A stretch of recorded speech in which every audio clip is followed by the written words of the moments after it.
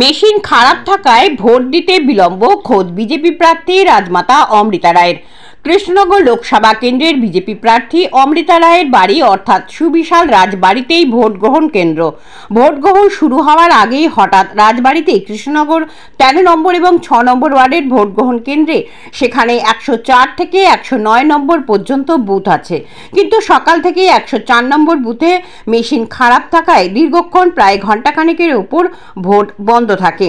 104 নম্বর বুথে অবশেষে ইভিএম কর্তৃপক্ষ আসতে মেশিন সারানোর পর আবার ভোট নেওয়া শুরু হয়। আরও বিস্তারিত জানতে চোখ রাখুন আমার বাংলার পর্দায়। এটা কত নম্বর বুথ? এটা হচ্ছে 104। কতক্ষণ বন্ধ ছিল এটা? 1 ঘন্টার মতো বন্ধ ছিল। আবার কটায় শুরু হয়েছে? 8টায়। দাবি ত্যাগ। এই চ্যানেল কোনো প্রচার করে না হিংসাত্মক, ক্ষতিকারক বা অবৈধ কার্যকলাপ। এই চ্যানেল দ্বারা প্রদত্ত সমস্ত বিষয়বস্তু শুধুমাত্র একটি শিক্ষামূলক উদ্দেশ্যের জন্য। ধন্যবাদ। শুভেচ্ছা টিম আমার বাংলা নিউজ।